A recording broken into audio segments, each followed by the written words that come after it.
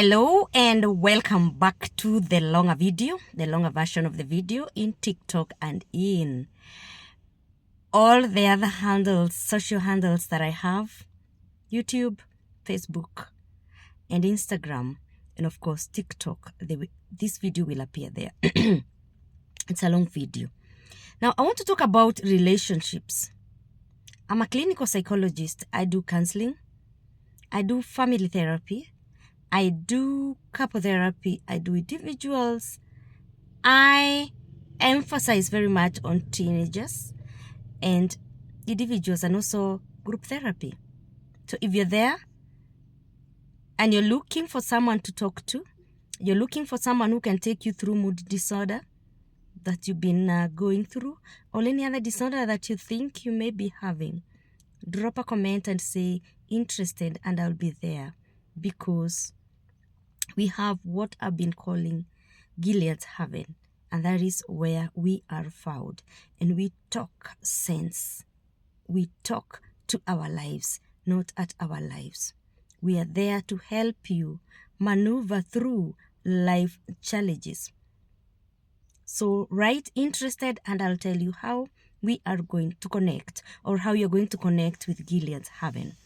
Now, I want to talk about relationship, and I want to talk about red flags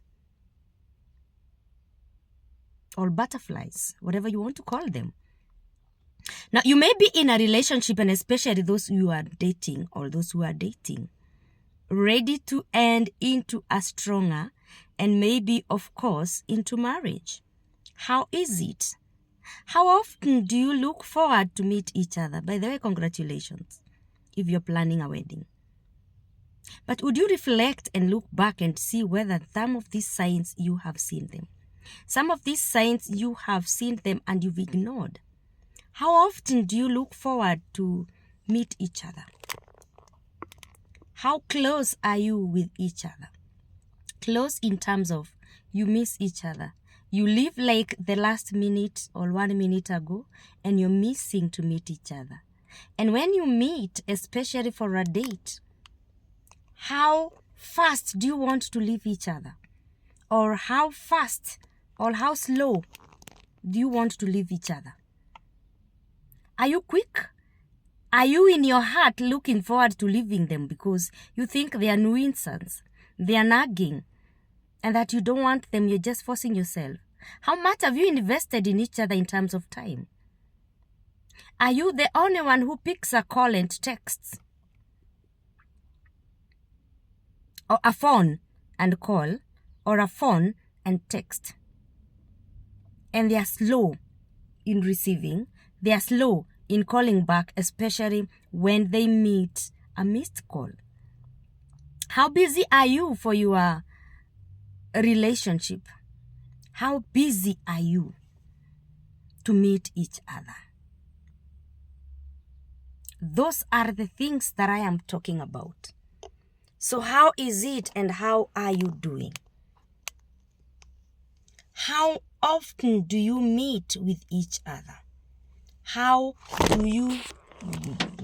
sorry about it. How much do you meet each other? How fast are you? How do you meet each other? Yes, here we are talking about how much time do you spend with each other? How much do you spend with each other? That is exactly what I am talking about. How busy are you? Are you very busy? Are you ready to meet with each other? That is what I am talking about. How much have you spent with each other? How much do you meet with each other? How much do you look forward to meet each other? That is what I'm talking about.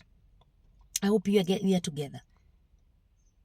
I give an example. I used to have a boyfriend, and you see that time that reaches that you really want to get married, and you feel like the biological clock is ticking, and by there he came to realize hakuna kitu kaa hiyo. And I remember meeting with this guy.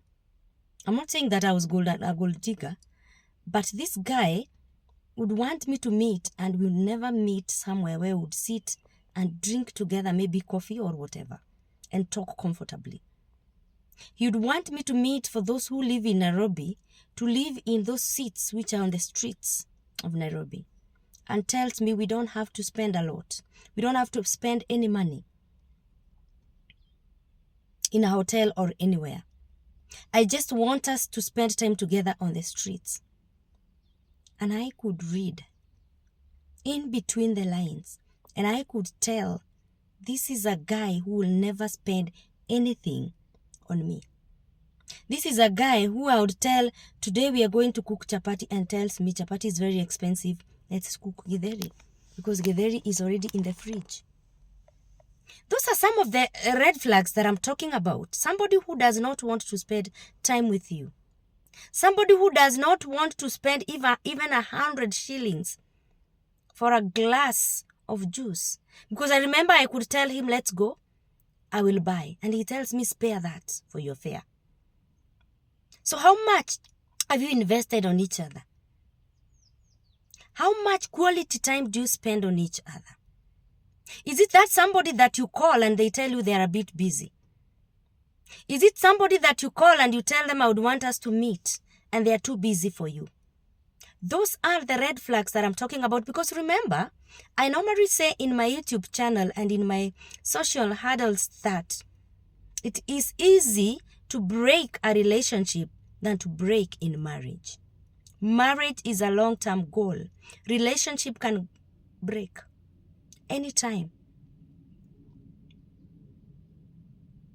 How often do they call you? I keep on repeating that. How long have you dated? Are there things that you are reading that you think he should change? She should change? There are things that you cannot change. You cannot change them. So if you're waiting to get married and change their characters, you're wrong. That character will continue being like that. They will continue behaving the way they are behaving if they are behaving with you.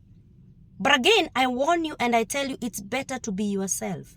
If you are not yourself in that relationship, if you're not authentic, if you have to pretend to be something else, especially when you meet with them, like I've already done a short talking about pretending that you have enough money or you have a lot of money, yet you are struggling and you know you have been struggling.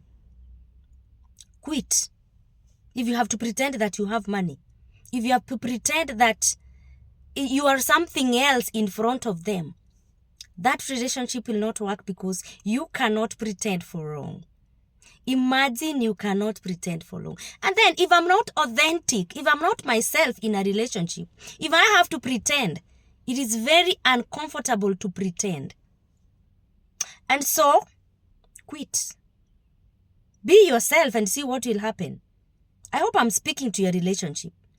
Be you yourself and see what will happen in that relationship. Be authentic. Be serious. Be yourself. Be happy. If you're not happy together, if you have tension, if you have anxiety anytime you're meeting with them,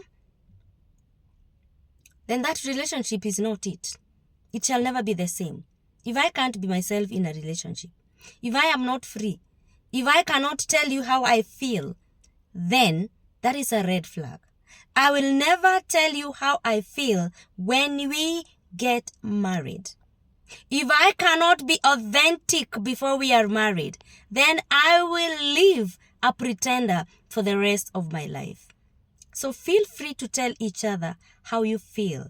And this is the relationship that I'm talking about. This is a long-lasting relationship. Tell each other how you feel. If you're offended, don't fear to say you're offended. If you fear to hurt them and not to tell them the truth, then that is a red flag. That is what I was talking about, even when I began. I hope it is clear. I hope we are together. Follow me for more, and let's continue talking about our relationships. Let's continue talking about how we feel about each other. And let's continue loving each other. God bless. Follow me